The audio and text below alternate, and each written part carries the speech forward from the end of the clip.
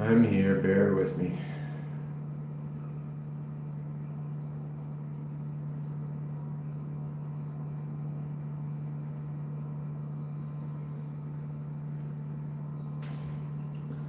Bear with me.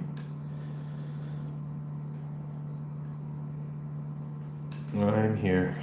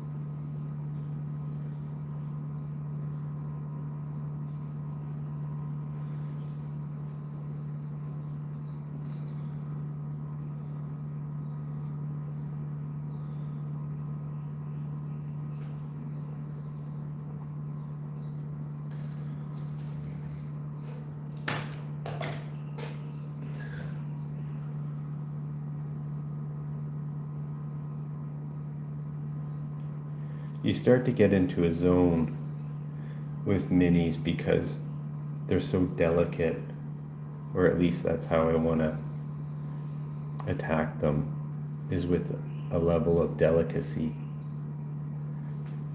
Because I feel like there's a payoff. Because they're so small, I can use a delicate hand and a really nice pace, like a slow pace, because they're not big. So if I had this mindset with a larger painting, it's really difficult for me to attack like a larger painting with this level of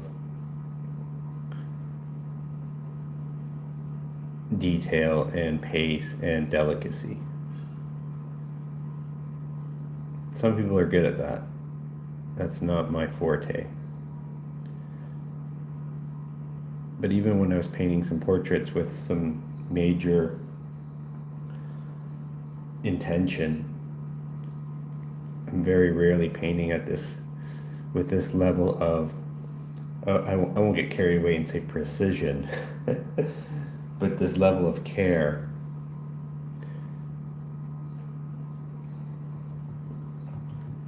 kind of find the only thing that really does that brings out this level of, even like, I'm very meticulous about my brushes, because very concerned and very aware of my brushes, because I need them to do what I want in order to get the outcomes that I want. Now, with that being said, here's what I'm trying to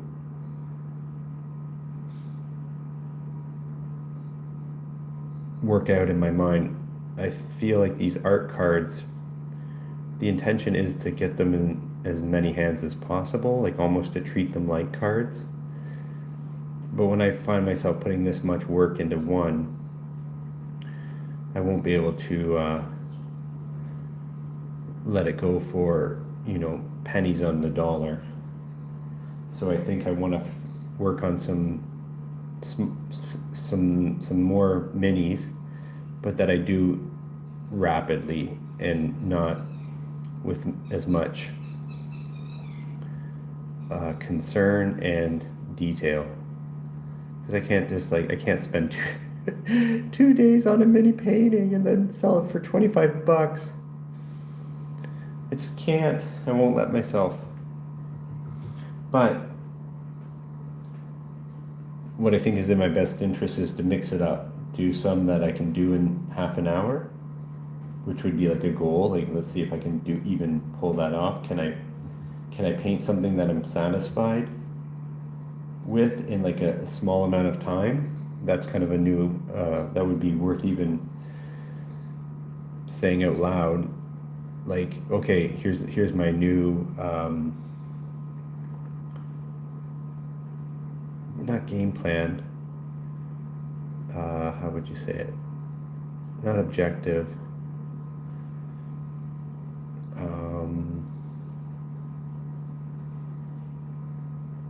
Not experiment. The words are escaping me. What I want to do is try today to create paintings that do not take a lot of time, that I can really just let go for, it's not about the money really at that point. It's just like, I want to create art cards that, let's just see if there's something here. If I put a little bit of energy into these, when I made my mini paintings years ago, I'm really glad that I did. And there was times where I was selling them really cheap, because I just wanted, the intention was just want them out there. I want them to have homes. I want people to, I'm not looking for people to break the bank. I just want my little paintings to have homes. And I think what I get out of it is I get this world where I can just really knock off a bunch of my ideas without really care or concern. Why? Because they're minis. Like, it's like, they just are what they are. There's no weight to them. There's literally and figuratively, they just are what they are. So I'm trying to get back into that mindset so that, yeah, I can price these easy and get them out there, and then they can become what they're supposed to be, like these trading, like fun collectibles. Yo, 214, self-editing. Genius on the inside. What's happening? Let's go back here.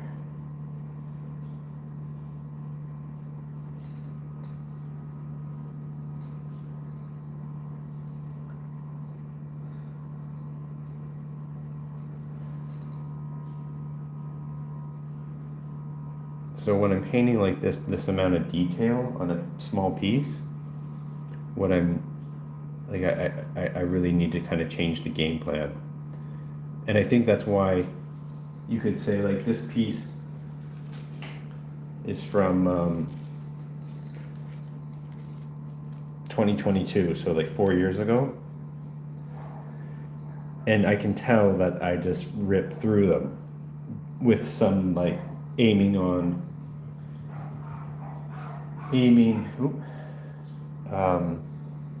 Let me just close that window.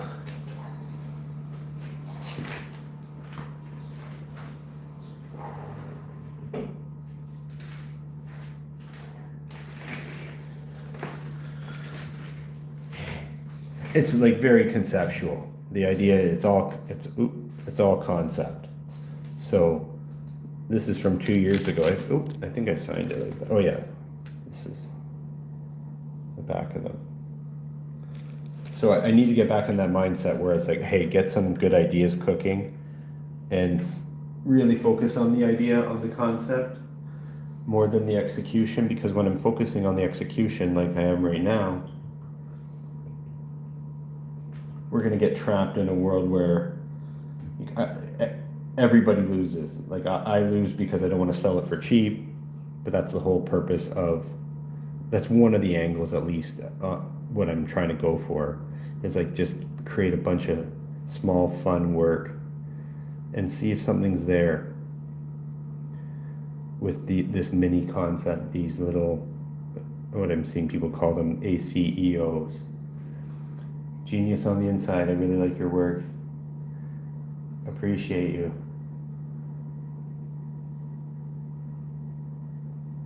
Thanks, genius.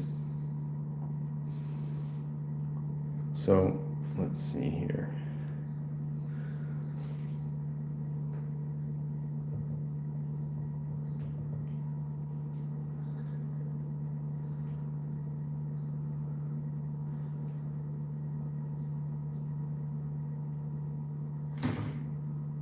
Good thing is, so far, I feel okay with my brushes. You've heard me say before that you have to like wake up and see how you feel, and that will determine what you're gonna work on for that day. Because some days you just don't got it. And when you don't have it, or your brush isn't like matching what you want it to do in your mind, then you work on some of the other elements of the painting to get things warmed up. Sometimes you need a bit of warming up. Right now, I actually don't even know where I'm landing yet. So I'm just painting.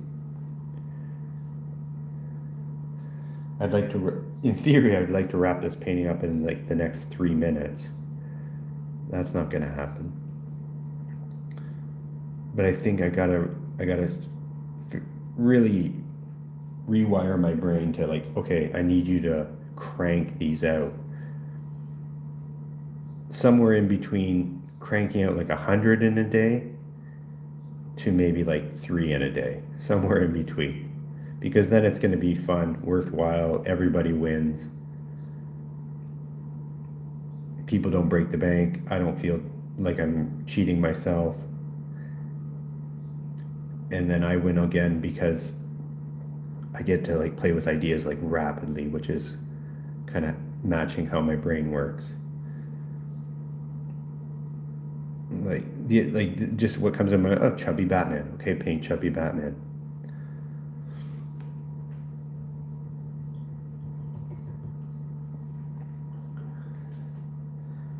Because I even have my panels ready to go. My little mini paintings ready to rock.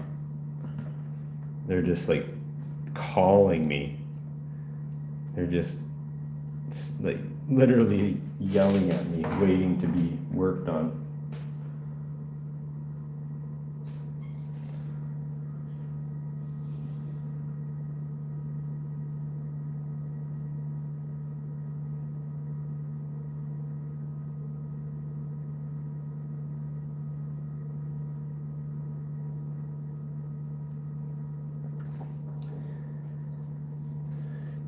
Despite the rushed nature of the older mini paintings I was doing from years ago, I was looking at a few of them. Some of them are really, I'm really proud of, and then some of them like, oh wow, I've definitely improved in some areas. So it's nice to see an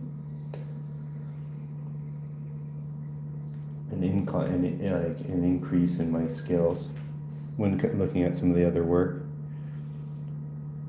Still proud of my concepts too, though, when I look back on that.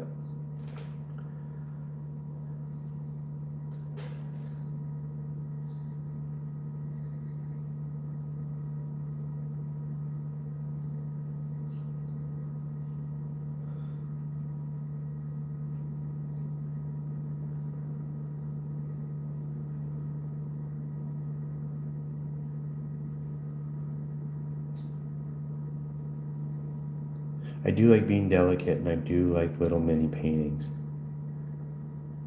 So at the end of the day, if these are not as exciting to the masses as I intend, I still really enjoy it like a lot. It's kind of like I want them to be. I want them to take off because painting like at such a small scale is really, I find it to be really one of my favorite things to do.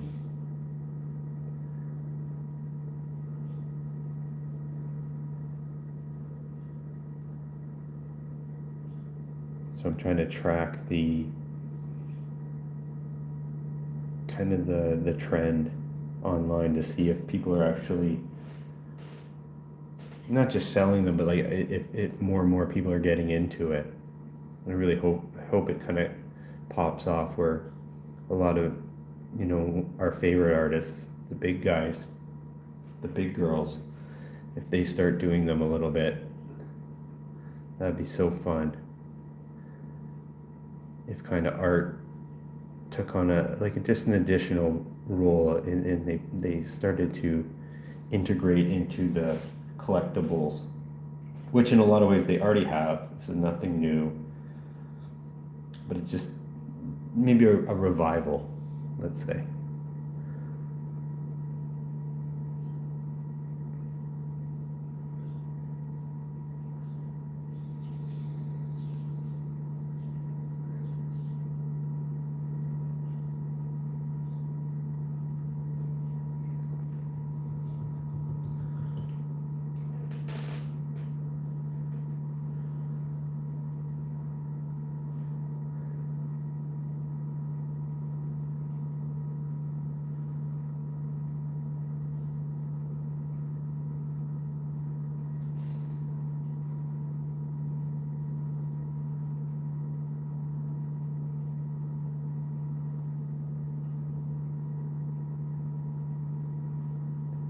You can think about like the helmet or the mask in three different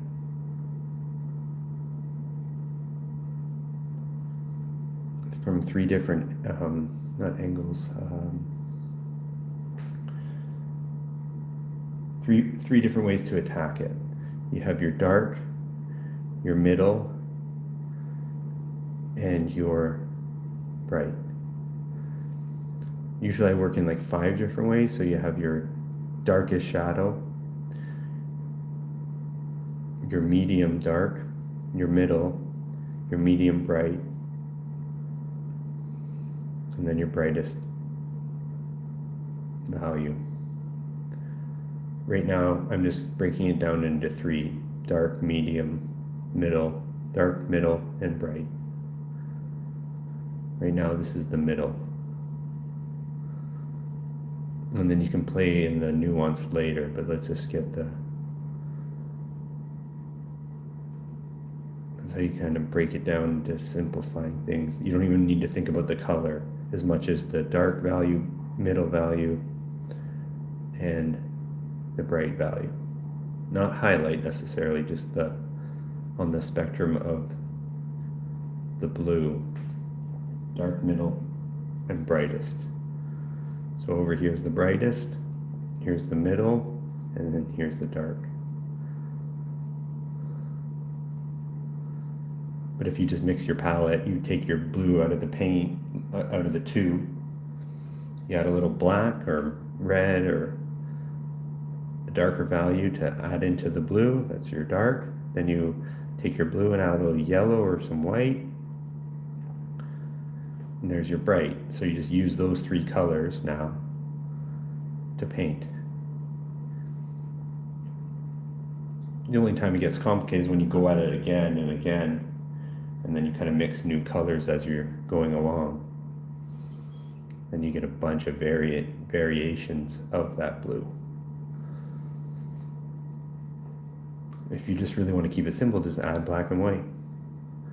So blue with some black is the dark, blue with some white is the light, blue out of the tube is the middle.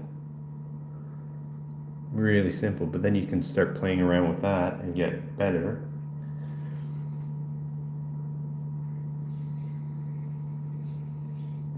Like I can add something really crazy here. This is more of an experiment just to show you. So I'll add some green, yellow ochre, even some brown into this blue. Not to mess it up, but just to like show you that you can add some like variation into it and still make it work.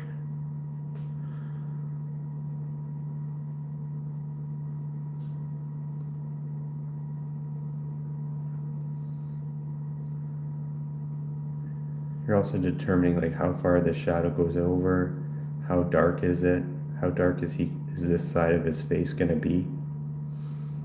I think not too dark. You kind of only realize that as you're painting though. You're like, okay, no, let's not make it black over here, like very dark.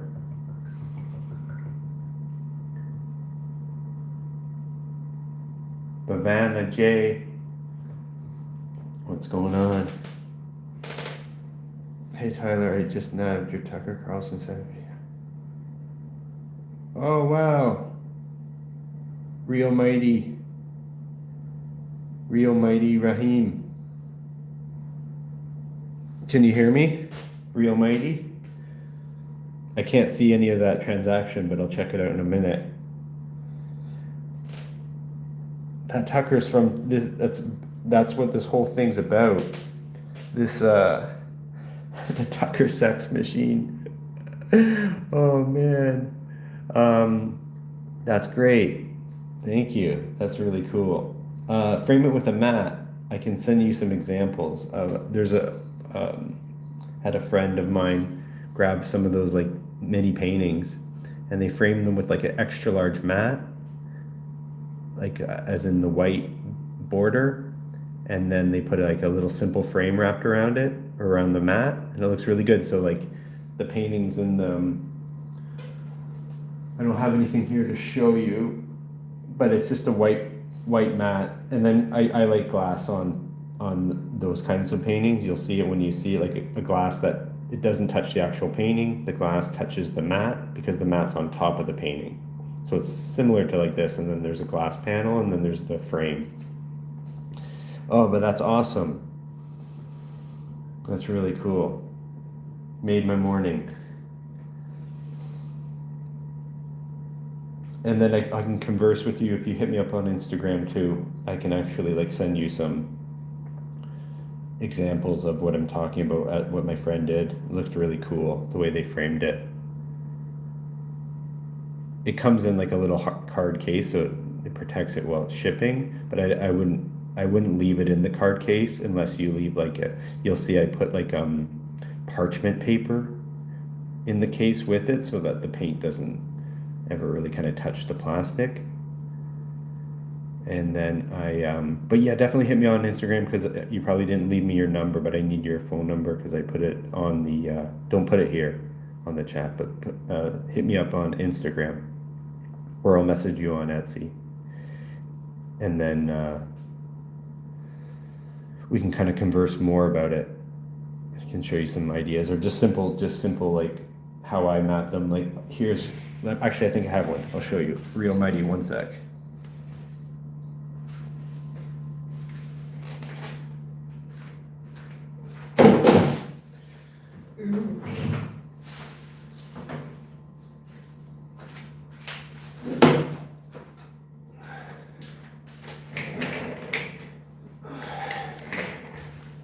Okay, so Etsy, yeah, I'll hit you on Etsy.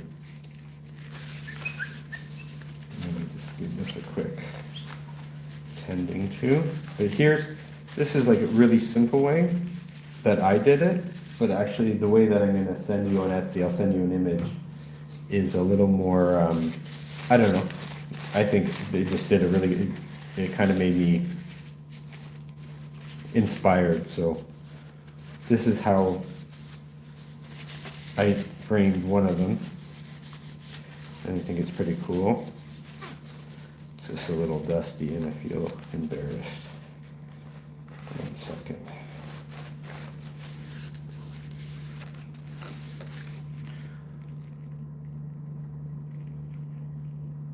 That's my, what do you call it? Toxic Avenger. That was really fun to work on. I'm gonna put him back up online. But yeah, like, see, I like my minis. Yeah. And this frame is like super cheap and like here in Thailand, so it's like, you know, it cost me very little. And they even have like stock frames, but this mat is what I'm talking about. This mat, this white thing, keeps the glass from touching the painting, and I think that's kind of the most important part. You frame it however you want as long as the glass doesn't touch the actual painting, and then you'll never have like an issue, and away you go. But there's another, the frame that I'm talking about has the mat that's like this wide, and it just look really cool, look kind of like prestigious. So it just depends on your, for me, like as long as it's framed and matted and can hang, then you're good to go. But I'm really, definitely converse with me on Etsy too, because I'll send you, I'd love to see if you end up framing it. That'd be really cool. I'd love to see it. These guys are even smaller. Yeah, the depth is like, it's thick, that Tucker's on like a really thick, like art paper stock. Like, let me see if I got him here. I think I do.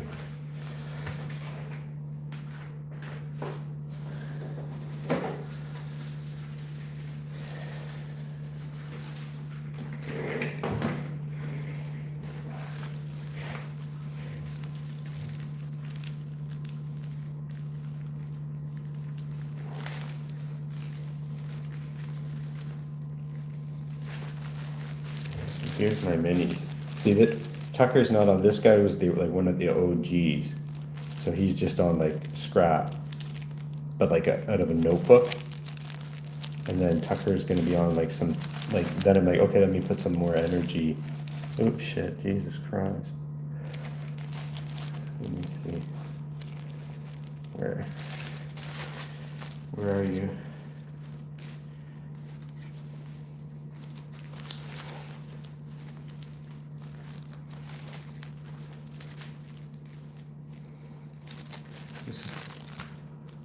This is Tucker side paper. But let me see. I got him here somewhere.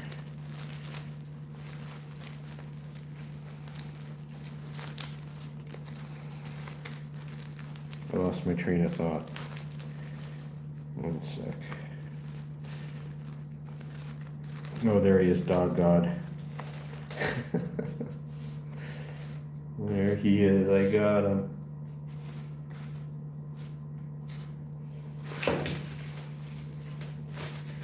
Let me just make him presentable. There you are.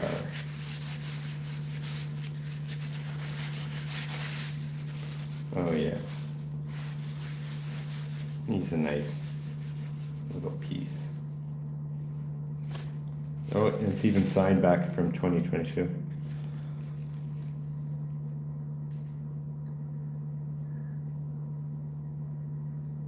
Real mighty. There's the thickness. That's an old sticker too. Look at that. That's so fun, man, because I'm really back into this world again.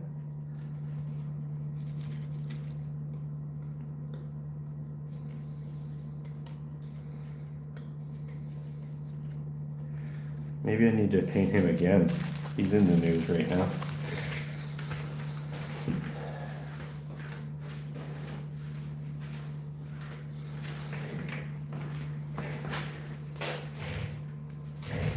Yeah.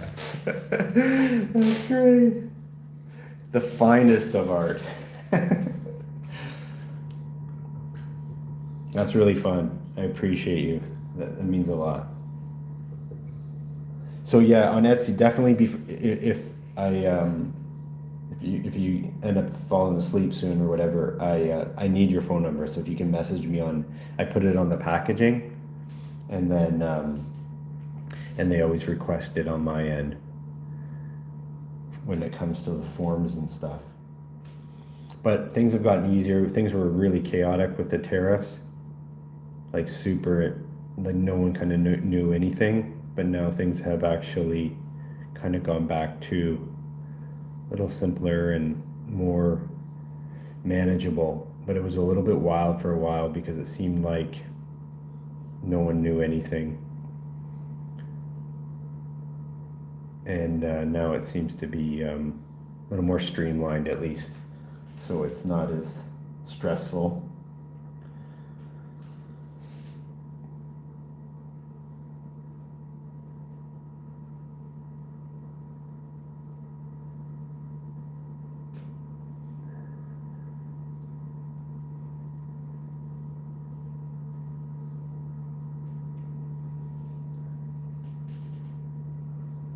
Fried art.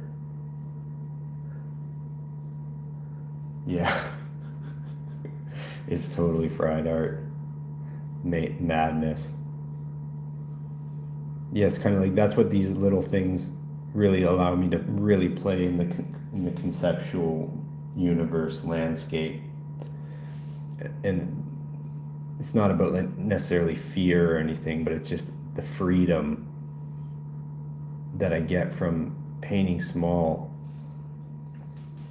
does unlock a lot of kind of different little spots in my mind.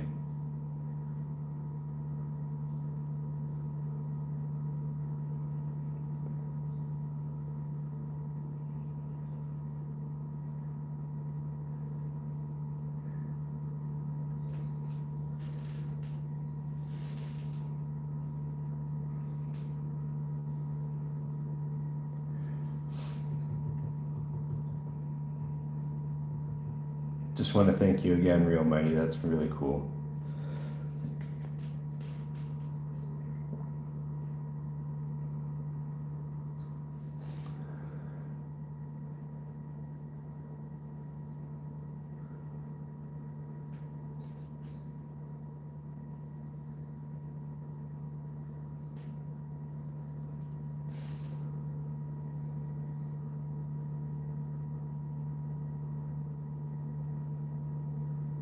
The same thing as I was talking about the mask.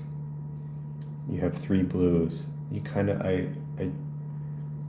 don't think of this like super consciously, but there's like the same thing with the face. You have the middle. This is called like peachy flesh portrait color, and then you have the dark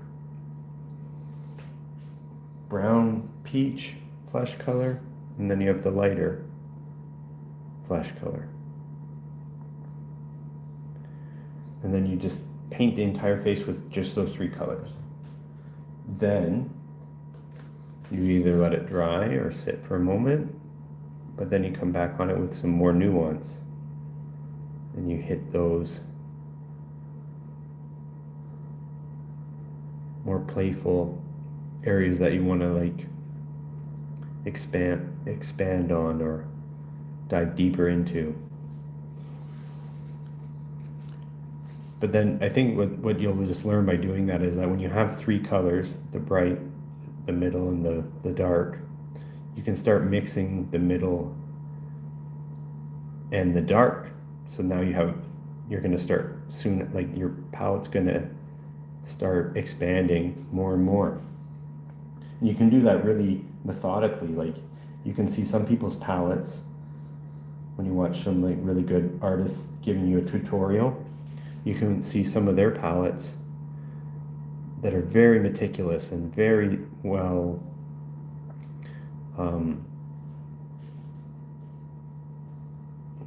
plotted out, and they have a system. For me, my palettes are very messy, and it kind of might seem like I have no rhyme or reason, but it's because the reason why you would have like your palette would grow in all these colors is because you're taking your three main colors, the middle, the dark, and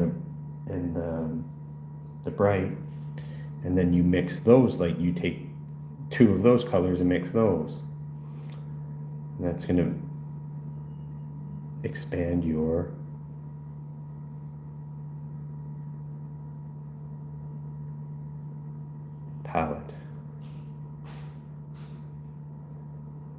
take a minute here. I need to figure what I'm doing.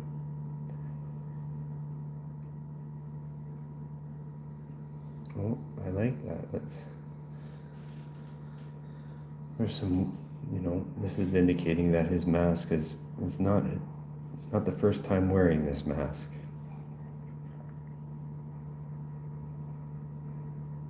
It is war-torn. So what do you have? กินอาหารก่อนครับกินข้าวครับ ครับอาหารมาเหรอ อาหารนี้ครับ มีเนยไหมครับ อยู่ที่กระเป๋านะครับ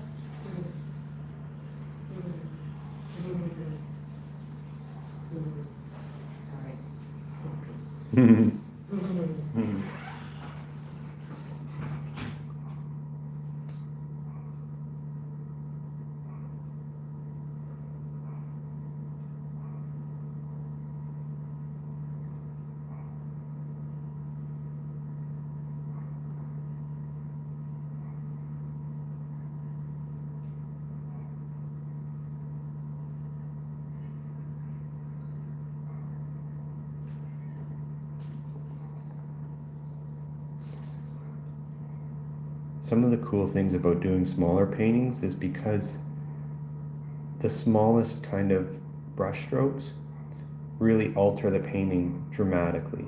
That kind of happens with larger paintings too. So it's not solely just small, but you can tweak things and find things, I find, a lot easier with smaller works, where like I can adjust this nose, for example, so rapidly, but also with like, it's kind of like it doesn't fall apart. Sometimes when you're working on larger paintings and you make some adjustments, you can lose it. It can fall apart. But with the small paintings, I find that they don't, like me adjusting this nose, it's like, oh, I didn't lose anything yet. I'm just still, I might be trying to describe something that you just need to experience, because it's just so subtle, and I find it to be maybe less stressful, or less, a little more fun, more pleasurable.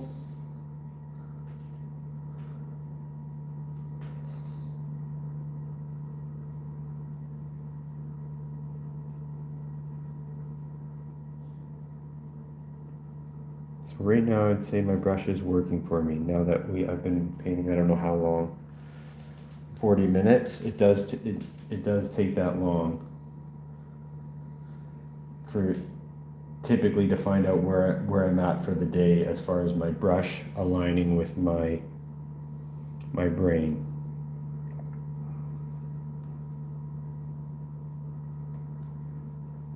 That might just be an age thing, but I don't know if I have it yet, if I have what I'm looking for, until I start really painting for a bit. But I just realized now that, yeah, no, my brushes are working with my brain.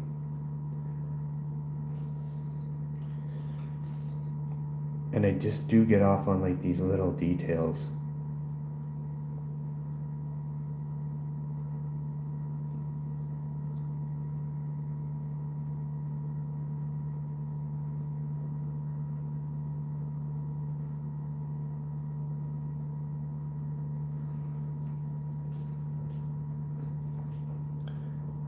Actually, I think I think this is what it needs. I'm gonna go a little bit, we're gonna get a little silly.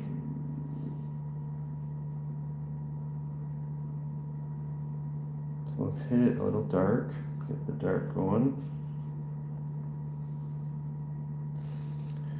I think we're gonna pull it down. I don't know why I laughed at that, but I found this to be funny. I don't want him to look handicapped. That's kind of not my MO. But disturbed is fine. Or confused. My intention is not to, sometimes it just, weird things just start happening. Let's see how we can.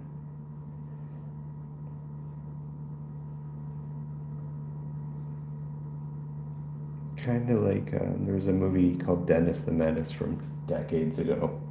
There was a kid who had crossed eyes from the movie Dennis the Menace. อาหารพวกเราชอบมาแล้วค่ะ โอเคครับอะไร หืม อาหารอะไรบอล Favorite one. The soups? Alright. My lunch is here.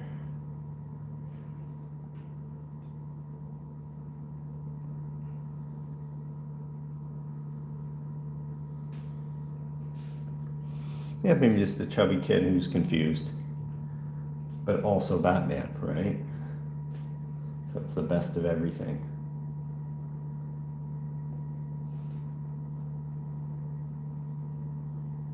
But maybe the more I work on this, the more it just gets out of hand. Let's see.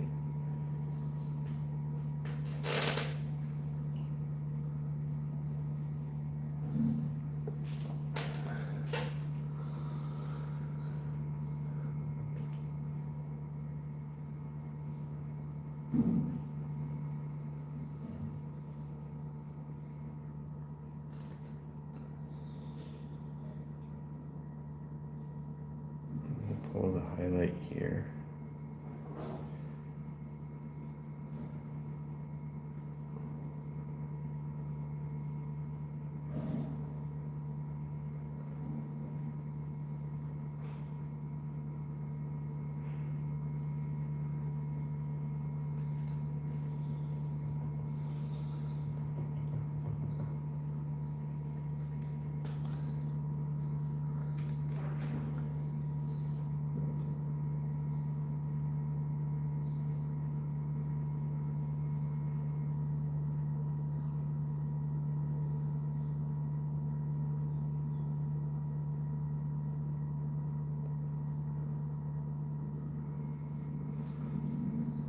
Oh, I can hear my stomach.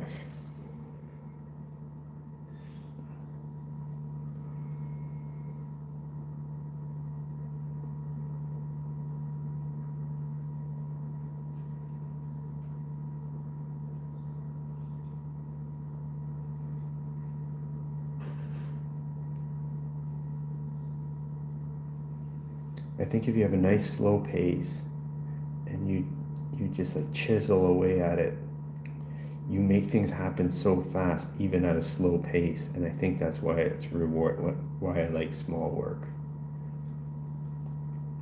You just get that kind of dopamine hit, like accomplishment, really.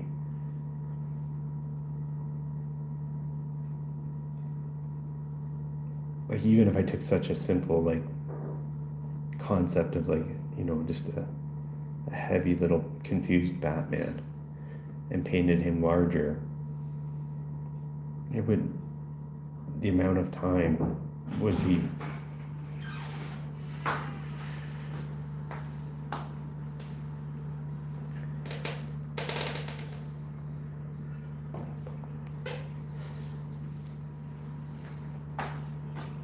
would be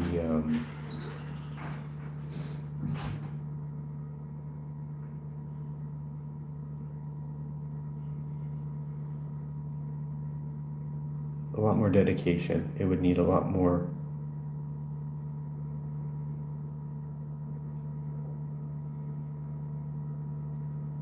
energy. Yeah, it just does something to me psychologically, like where I just feel more, there's more forgiveness, there's more wiggle room, things happen way more rapidly, but you can still attack it at a really chill pace. Find the oil paints dry a little faster on paper in general. We are using a smaller brush, which I just prefer. Now, I think I think you can't always, I think it's important just to tell myself this. I don't always want to be stuck in like a mini painting mindset. I don't think it's good for me as an artist. I just think it has its place. And right now it's just fun to be back here after 4 years. So I'm just excited to be here. And I'm cool if it takes a lot of my, like if we go down this rabbit hole for a while, but you always got to eject and get out of here too. At least that's what I don't know. That may not be 100%, but for me, I think it's important not to be in the land of minis for too long.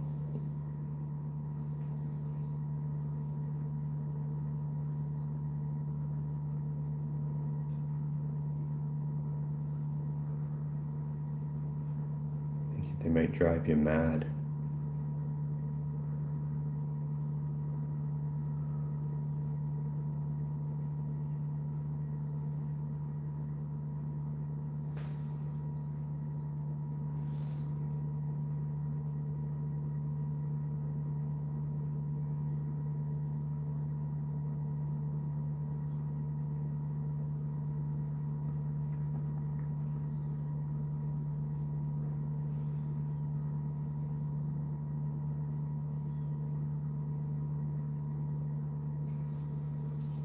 Does he need tattoos? Bro, are you from California? No, I'm not. Art. Holim? What's up, little B34? Let's see. Now, let's go back to the background. The background, if I give it a little attention, it'll reward us.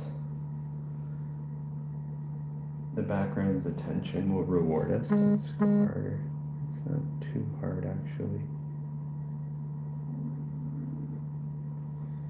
Oh, but I kind of like it. Let's keep going.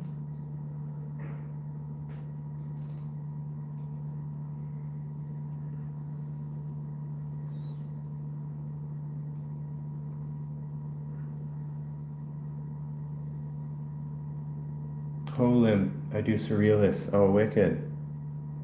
Yeah, I think I fall in that camp myself.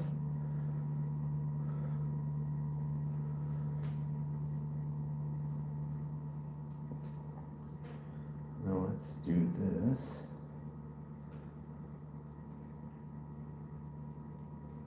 Appreciate you. Yeah, that's great. Are we friends on Instagram?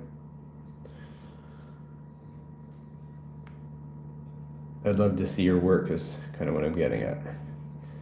And I'm not even pushing that, it's just that's the only way I can actually correspond with people that I know how that's easy.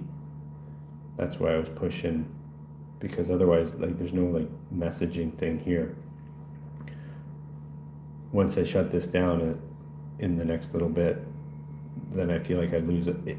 This entire conversation just gets lost in the wind.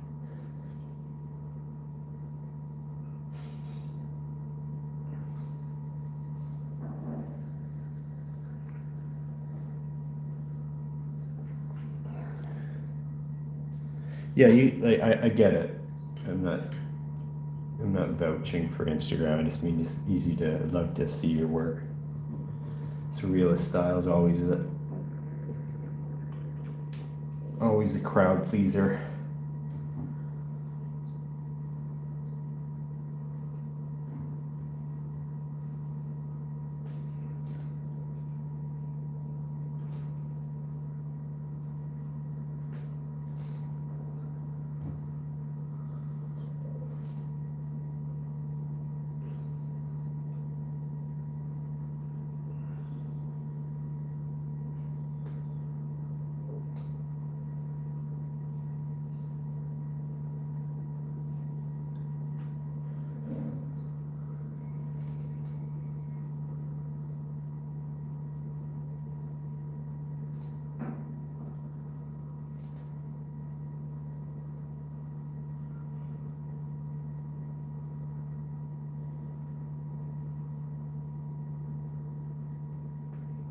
I used to be so concerned with shadows and the proportions and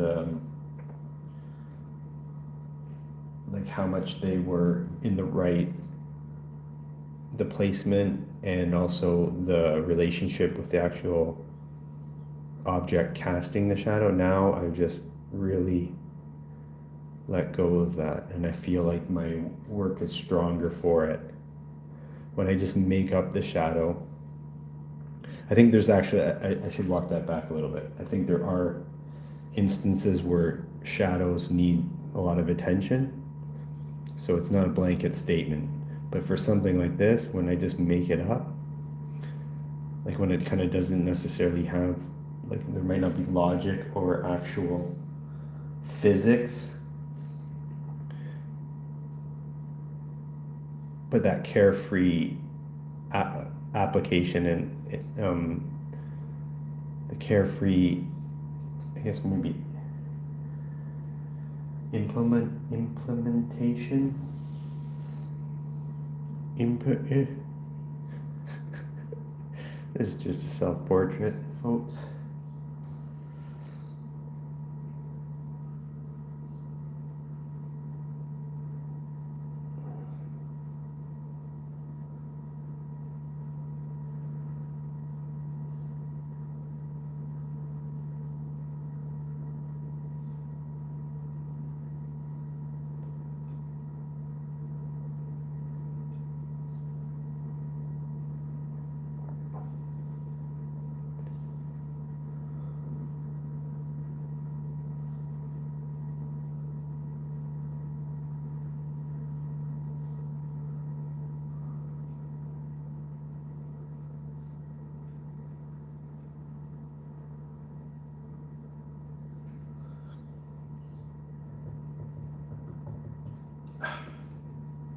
Last thing I'll say on here though is I'll DM you. Yeah, DM me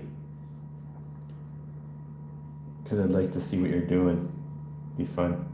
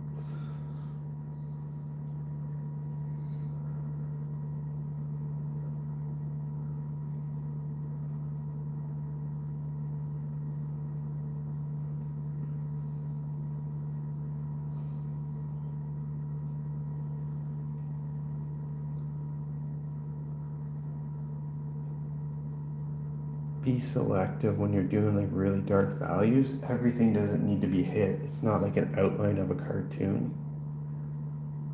You know, with like an outline of a cartoon, they have like a black stroke across everything.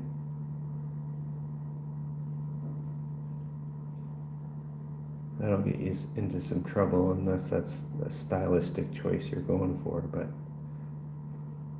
less is more.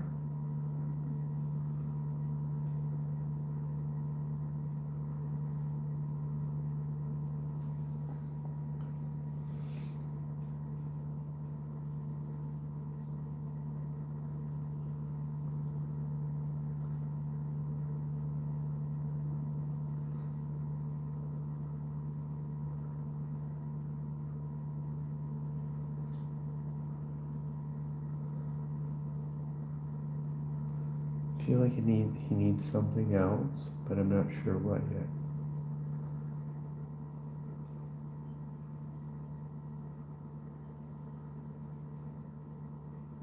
Yeah, I love playing in the subtleties. And I just feel like you reach, for the amount of time that it takes me to get to here with a smaller painting, makes it, the experience really enjoyable. Where I'm like, I just want to play in the subtleties.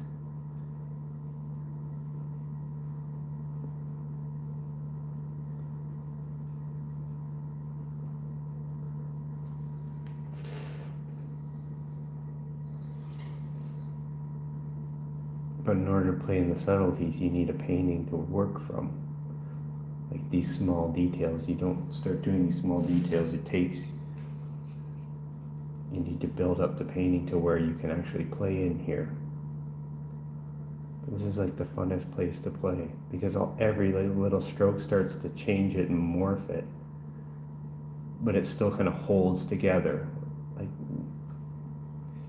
if I change his lips, everything else is still intact. I'm not sure if that makes sense. But when you're just playing in subtleties, it's just a lot of fun.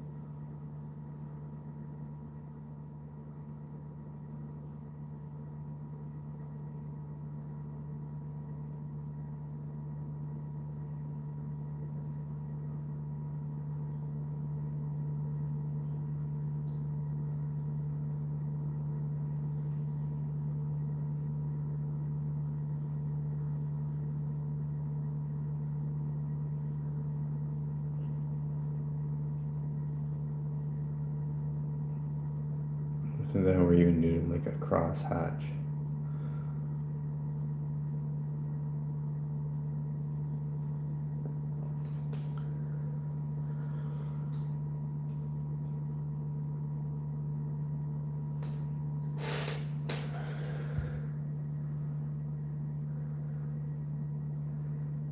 Millhouse into a what?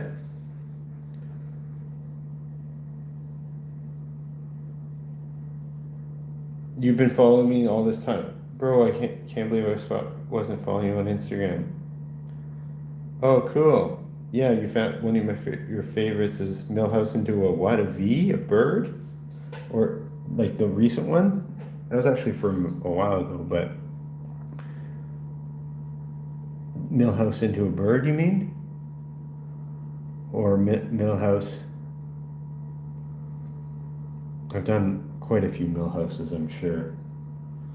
I can't remember. I was looking at Millhouse. I turned him into Sloth from the Goonies. I like that one. Just saw that one.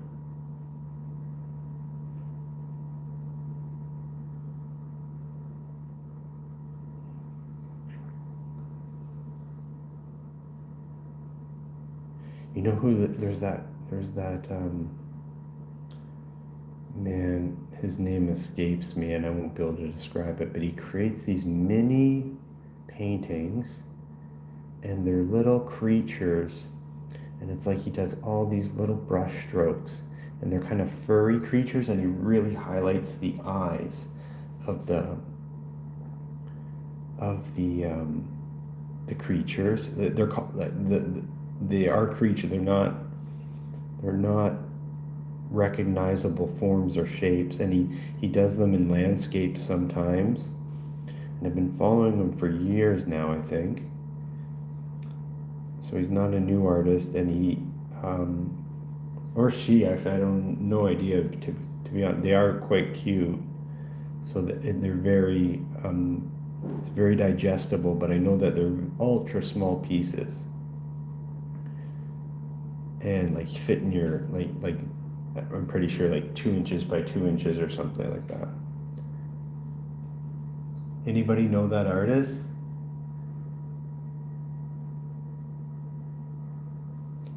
How do you know when the painting is finished?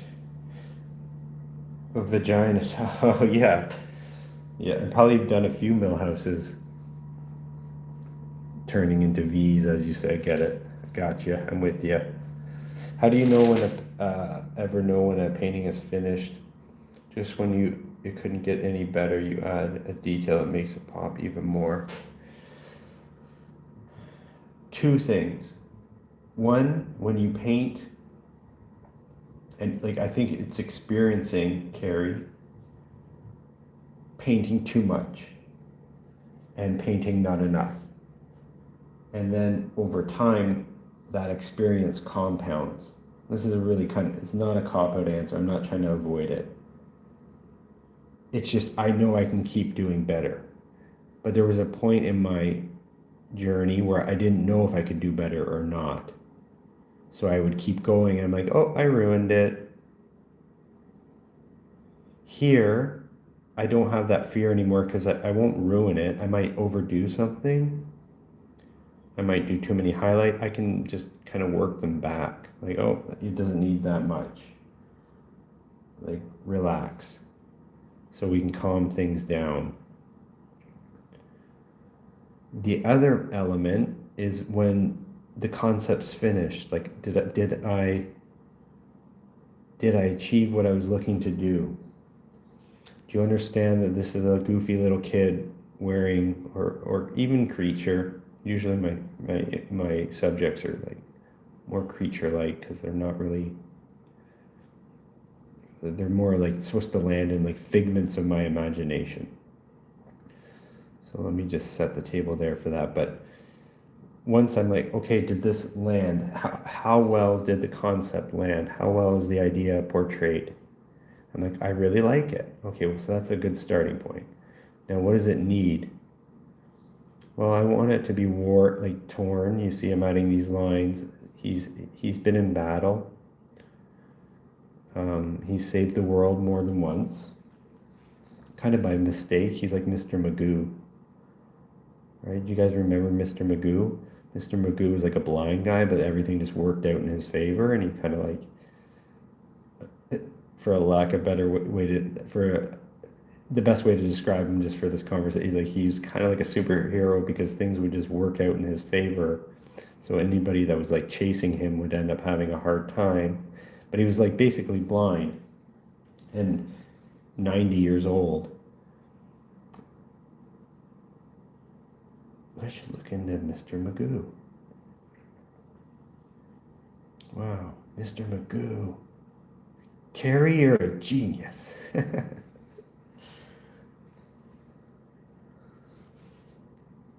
No, I got you. Art of Holim.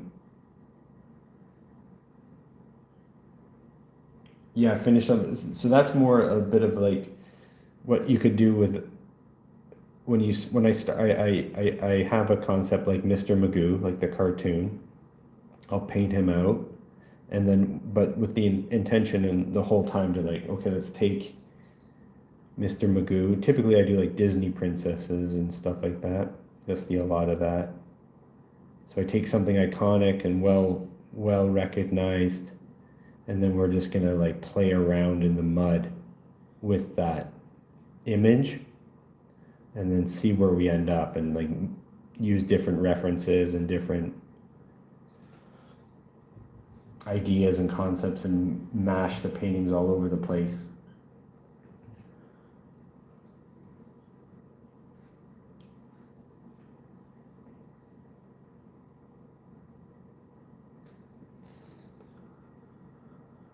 Just add a little more color to his cheeks.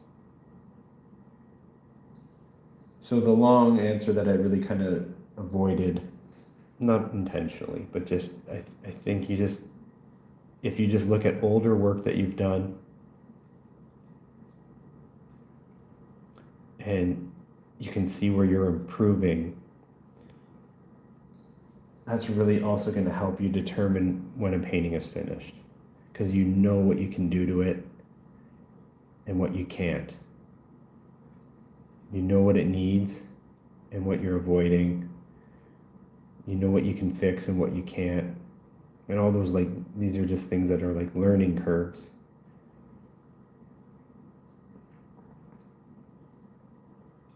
Because I have other paintings that I look back from, like, over a decade ago, and it's just the way I look at it. I'm like, oh, if I called that finished, and that it's fine, but for me today, it'd be like, now, like, I need to work on it more. It needs more work. So that's why I'm trying to pitch it to you like that, Carrie. I look at an old paint, I'll say it again. When I look at an old painting from especially like a really long time ago, let's say like 10 years ago, it's not whether it's bad or good or not. It's just, if it was something I was working on today, it just would be unfinished, because I know I can do better. I know it's just like a kind of like almost like a starting point. It would just be a starting point. So then you can just determine how much energy you want to put into something. Because you're like, oh, I can do better than that. I can bring that together a little tighter. And if I really want to spend on this, like, even I could glaze this painting, like, meaning let it dry and then put a layer of glaze and go on it again. We could get crazy.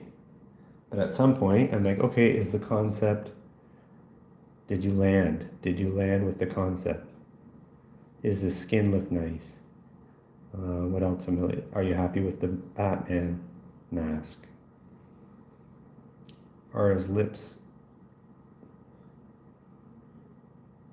Yeah, I like that.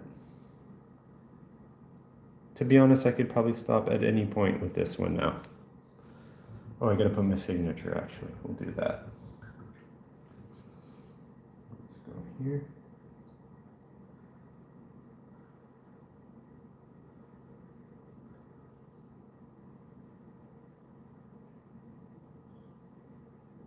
Yes, and not to like harp on it too much, because I don't think it's everything, but there, you might find some joy in smaller pieces, because I certainly do.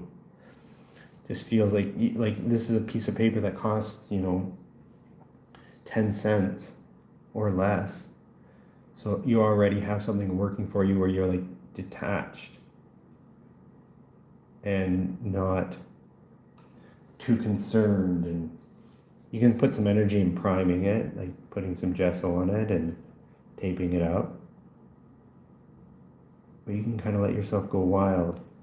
And it's easy to form a face really fast and make it like, pull it in all kinds of different directions really quickly.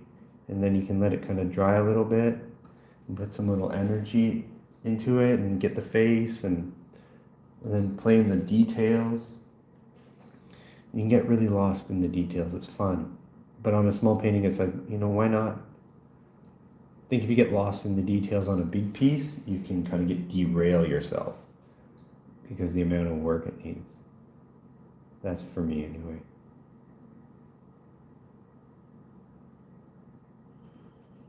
Get your brush right.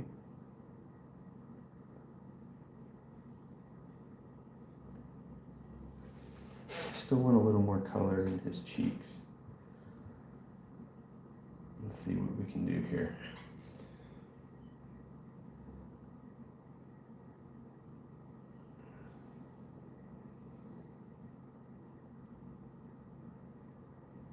I also don't love this arc.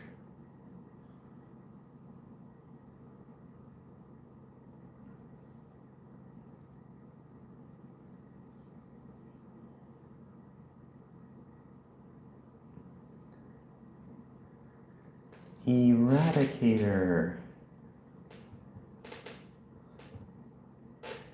It's not Batman, it's the Eradicator.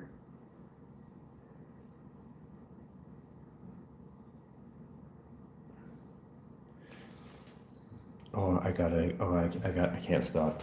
I got an idea.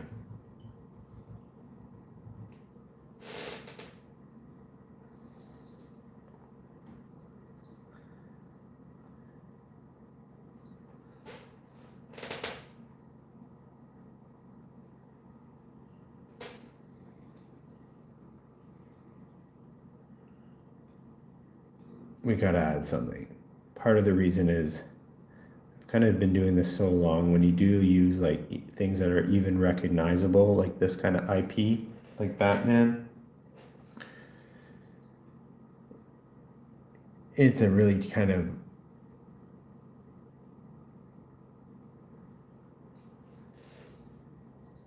how do I say this?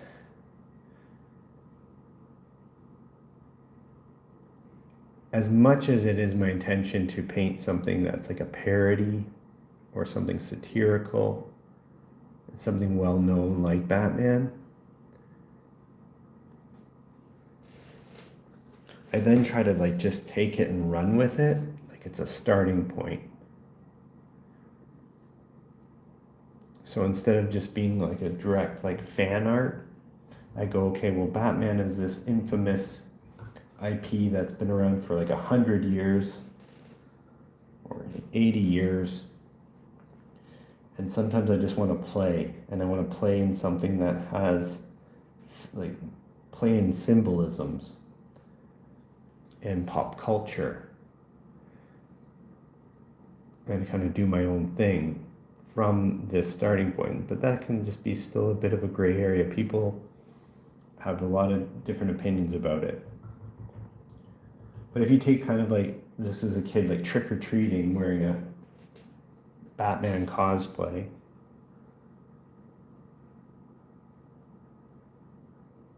then it kind of changes the way that your perspective is on it. And then it's also just like paying homage to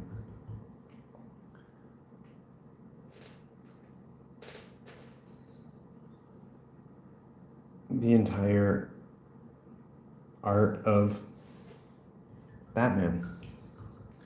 Let's do this now. But anyway, sorry, I wanted to put this little symbol on his forehead because it's like, okay, I need to pull away from Batman's IP is really strong. When if I were to ever sell this little mini painting, I can't call it Batman. I can't refer to Batman. Batman doesn't exist. It just can't. Otherwise, you get flagged and all kinds of crap happens. 1 second.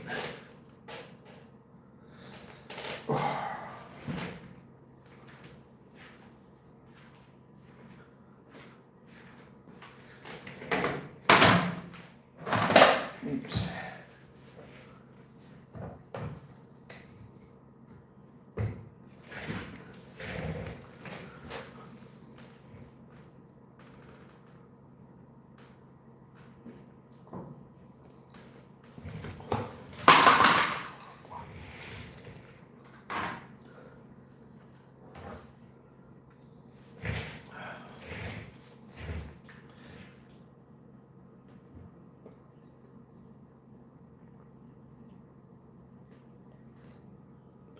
We'll do like a little inset. Nothing too aggressive.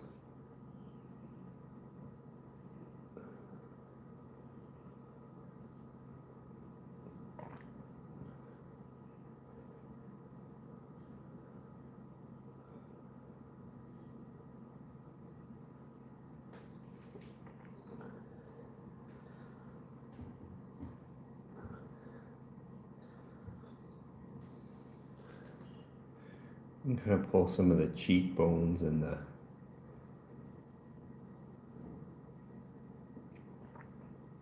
shadows a little more.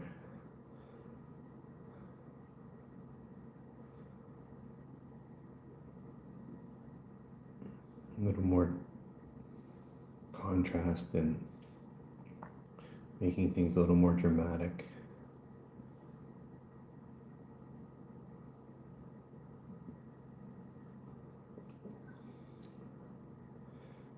I will tell you right now that this, if I had a really tight deadline or something, I suppose I could finish this yellow kind of logo, but I don't have a deadline, so it's probably going to need to sit in front of the fan for a couple hours, and then it'll get a little tacky and easier to work with, so that I can put some highlights and a little, I think I can put like a little, maybe like a little heart.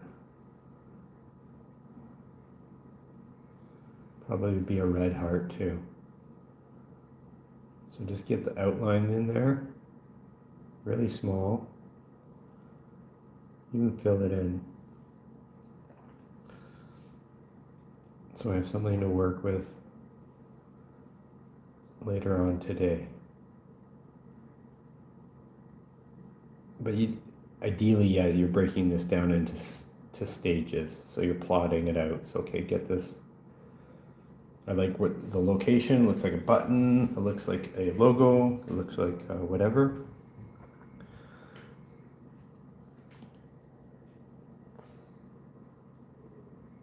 And then if you can give it some breathing room, which I'll do while I eat, then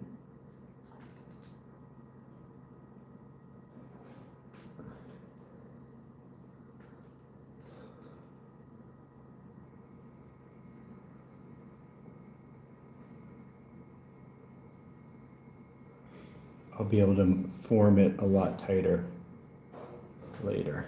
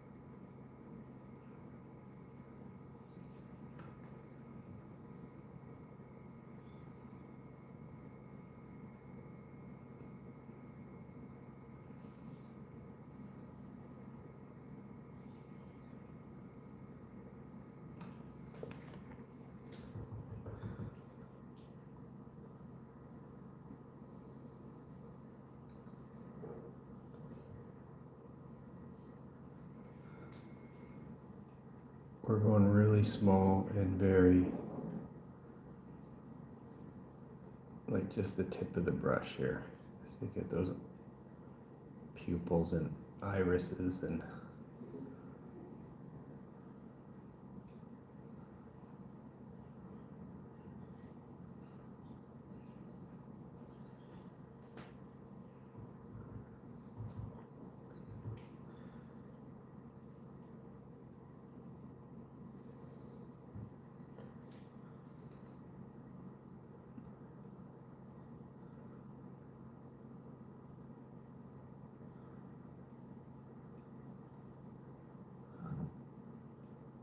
again, this is kind of really, I'm missing the overall objective for these minis is to do them fast, quickly, and make them really accessible. When I'm painting like this, it's kind of the opposite of all that. So I'm just trying to still try to get onto the same page with my objective, because I have panels waiting, paper waiting to paint more. But when I'm spending this much time on a little painting, I'm kind of missing the objective. But it's also really fun.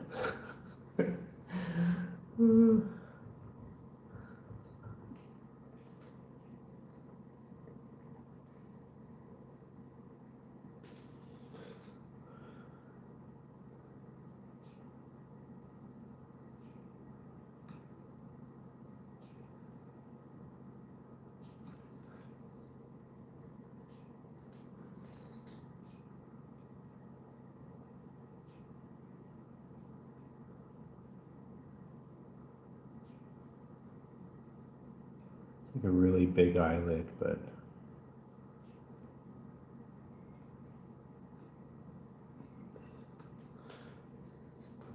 in here a little bit.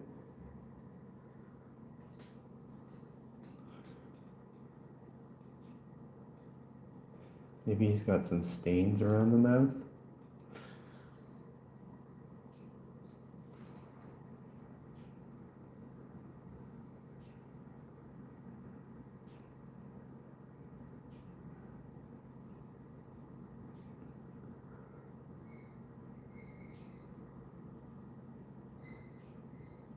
Start playing in the real deep nuance there.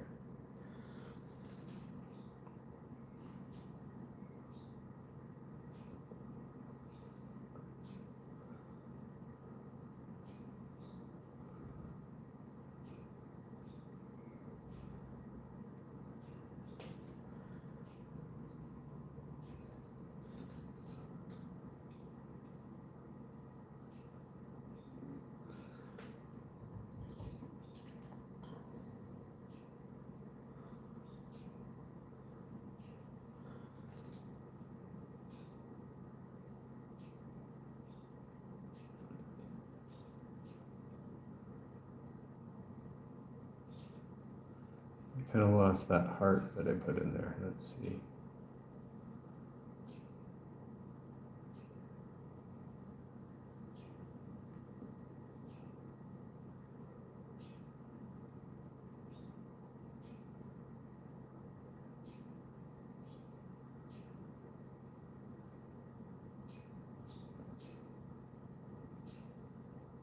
You see, I'm just using the yellow from this into the face.